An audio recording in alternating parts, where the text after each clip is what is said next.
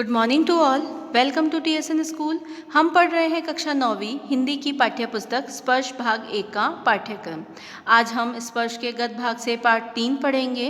Part 3 में आपको शरद जोशी जी द्वारा लिखा गया एक लेख दिया गया है। इस लेख का शीर्षक है तुम कब जाओगे अतिथि। इस शीर्षक से ही आपको अंदाजा हो जाता है कि लेख में आखिर आपको क्या बताया गया है।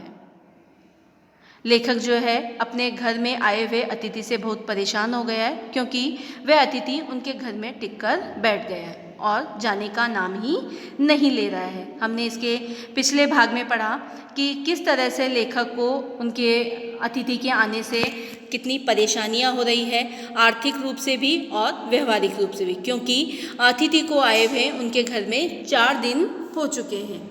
और जब वह अतिथि पहले जब अतिथि उनके घर में आया था तो वह उससे खुश था, उसे गले भी लगाया, उनकी पत्नी ने उसे नमस्ते भी किया और उन्होंने अच्छे मेहमान नवाजी की और अच्छी डिनर व्यवस्था की, उच्च वर्ग का डिनर तैयार किया, उसमें 2 सब्जी, रायते, इन सब तरीके से उनकी मेहमान नवाजी की, क्योंकि ताकि वह मेहमान नवाजी करके दूसरे दिन वहाँ से चला जाए।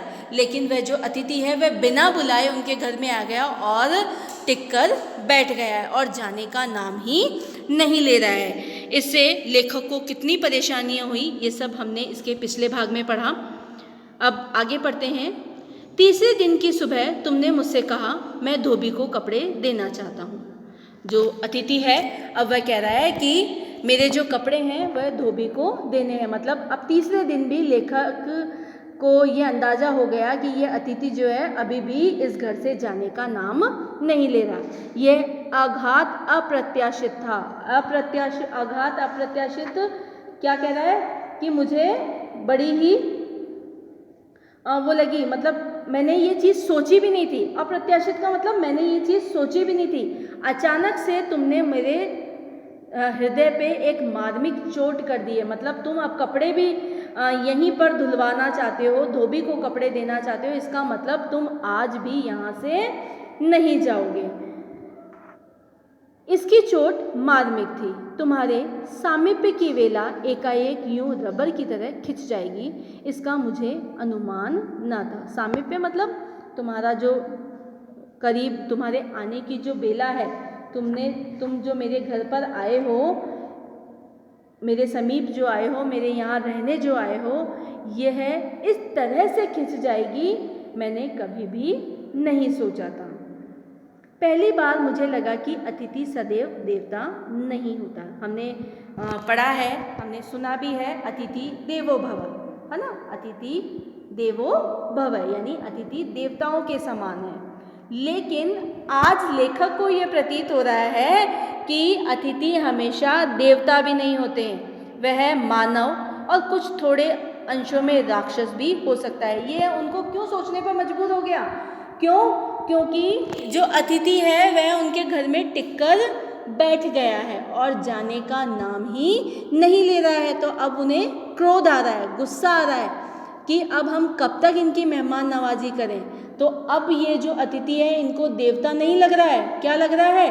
कुछ अंशों में मानव और कुछ अंशों में राक्षस भी प्रतीत हो रहा है, क्योंकि मनुष्य ही है या फिर राक्षस ही है जो सामने वाले की भावनाओं को, उनके चेहरे के हाव भाव को नहीं पहचान सकता। ठीक है ना। अब जब लेखक है अपने चेहरे के हाव भाव तो बदल रहा होगा। पहली बार उसने बहुत अच्छे से उनका अतिथि सत्कार किया, मुस्कुराहट उनके सामने अच्छे से मुस्कुराए, लेकिन धीरे धीरे वो जो मुस्कुराहट थी वो भी क्या हो गई? ख़त्म हो गई थी। तो क्या कह रहे हैं कि मैं ये चाहता था कि तुम एक भावभीनी विदाई लेकर यहाँ से चले जाओ, लेकिन तुम तो जाने का नाम ही नहीं ले रहे हो। अब क्या चाहते हो कि तुम्हारे जो कपड़े हैं वो भी मैं धोबी से धुलवा कर तुम्हें दे दूँ। अब अतिथि हैं तो उनसे पैसे वैसे भी नहीं लेंगे, तो लेखक आर्थिक रूप से भी क्या हो रहा है? परेशान हो रहा है।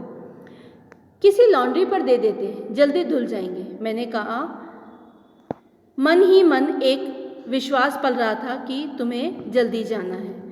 कहाँ है लॉन्ड्री? चलो चलते हैं, मैंने कहा और अपनी सहज बनियान पर औपचारिक कुर्ता डालने लगा। अब मैं मन ही मन ये सोच रहा था कि ऐसी लॉन्ड्री पर दूँ ताकि जल्दी धुल जाए और तुम जल्दी यहाँ से चले जाओ। ठीक है, तो मैंने अपनी कपड़े पहने, मतलब कुर्ता डाला और लॉन्ड्री के लिए चले गए। कहाँ जा रहे हो? पत्नी ने पूछा। इनके कपड़े लॉन्ड्री पर देने हैं, मैंने कहा। मेरी पत्नी की आंखें एकाएक बड़ी बड़ी हो गई। अब जो घरवाली हैं, मतलब जो घर में काम कर रही हैं, खाना बना रही हैं, तो उन्हें भी काफ़ी परेशानी हो रही है।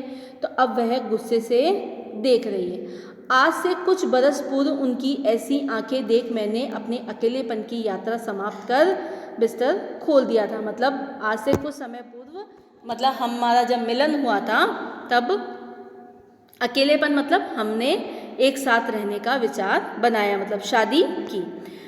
पर अब जब वह ही आंखें बड़ी होती है तो मन छोटा होने लगता है। वे इस आशंका और भय से बड़ी हुई कि अतिथि अधिक दिनों ठहरेगा। मतलब अब जो मेहमान है कपड़े धोने की बात कर रहा है, लॉन्ड्री पर जाने की बात कर रहा है, तो ये मेहमान अभी जाने का नाम ही नहीं लेगा। अब रोज़ रोज़ हम अतिथि का सत्कार करने के लिए अच्छे डिनर की या अच्छे लंच की व्यवस्था नहीं कर सकते। रोज़ रोज़ अतिथि को बाहर घुमाने के लिए भी नहीं ले जा सकते। जैसा अतिथि सत्कार पहले दिन होता है वैसा कई दिनों तक रहने पर होता है क्या? नहीं।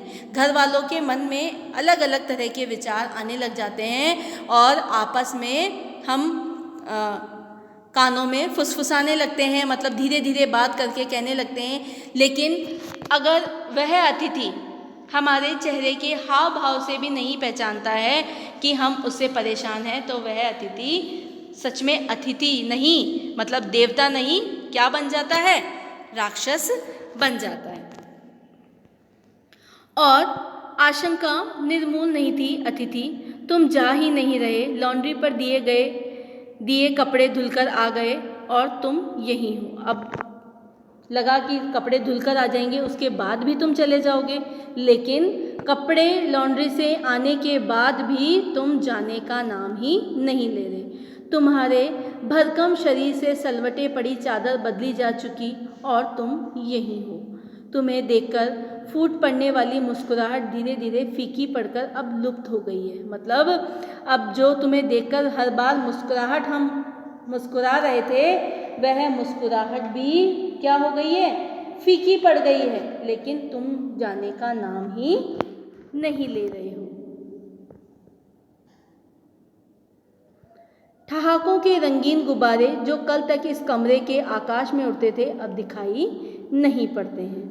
बातचीत की उछलती हुई गेंद चर्चा के क्षेत्र के सभी कोनलों में ठप्पे खाकर फिर सेंटर पर आकर चुप पड़ी है। मतलब अब क्या है, जिस दिन तुम आए थे उस दिन तो हमने बहुत सारी बातें की, अपने स्कूल की, अपने कॉलेज की, अपने रिश्तेदारों की, बहुत सारी अपने बचपन की बातें भी की, ठहाके भी लगाए और उन ठहाकों के रंगीन गुब्बारे पूरे कमरे में उड़ रहे थे। मतलब बहुत हंसी खुशी वाला माहौल था। लेकिन अब वह माहौल नहीं है, क्योंकि तुम्हें आए हुए कितने दिन हो गए हैं? 4 से 5 दिन हो गए हैं। अब हमारे पास इतनी बातें नहीं हैं। जो बातें थी वह भी अब चुपचाप हो गई है। अब इसे तुम हिला रहे हो ना मैं। कल से मैं उपन्यास पढ़ रहा हूँ और तुम फिल्मी पत्रिका के पन्ने पलट रहे हो। शब्दों का लेन देन मिट गया है और चर्चा के विषय चूक गए हैं। मतलब अब क्या है कि हमने इतनी सारी बातें कर ली, बहुत सारी बातें कर ली, सब बातों पर विचार विमर्श भी कर लिया। परिवार, बच्चे, नौकरी, फिल्म, राजनीति, रिश्तेदारी, तबादले, पुराने दोस्त, परिवार नियोजन, महंगाई, साहित्य, यहाँ तक कि आंख मार मार कर हमने पुरानी प्रेमिकाओं का भी जिक्र कर लिया। अब एक चुप्पी है। मतलब हमने सारे विषय पर बात कर ली। इन 4 से 5 दिनों में हमने सारे विषयों पर, परिवार पर, बच्चे पर, नौकरी पर, फिल्म, राजनीति, रिश्तेदार, सभी पर बात कर ली। यहाँ तक कि अपनी पुरानी प्रेमिकाओं के बारे में भी जिक्र कर लिया। अब हमारे पास और कोई विषय नहीं बचा है बातचीत करने का। अब एक चुप्पी आ गई है। सौहार्द अब शने शने बोरियत में रूपांतरित हो रही है। भावनाएं गालियों का स्वरूप ग्रहण कर रही हैं। पर तुम जा ही नहीं रहे हो। किस अदृश्य गौन से तुम्हारा व्यक्तित्व यहाँ चिपक गया है। मैं इस भेद को सपरिवार नहीं समझ पा रहा हूँ, मैं अब नहीं समझ पा रहा हूँ कि तुम यहाँ पर क्यों चिपक गए हो। कौन सा ऐसा अदृश्य गोंद है जो तुम्हारे इस व्यक्तित्व को यहाँ पर चिपका रहा है। सपरिवार मतलब मेरी जो पत्नी है, मैं और मेरा जो बच्चा है, सब मतलब इस बात को सोच रहे हैं कि ये अतिथि जाने का नाम ही क्यों नहीं ले रहा है। हमने तुम्हारे साथ इतना अतिथि सत्कार किया, क्या इस वजह से तुम नहीं जा रहे हो, या फिर तुम्हारे घर परिवार की तुम्हें याद नहीं आ रही है, या कोई और बात है कि तुम अपने घर का खर्च बचाना चाहते हो और हमारे घर की आर्थिक स्थिति को बिगाड़ना चाहते हो। इस तरह की बातें सोच सोच कर लेखक बड़ा ही परेशान हो चुका है, लेकिन अतिथि से अभी वह कुछ भी नहीं कह पा रहा है। धन्यवाद।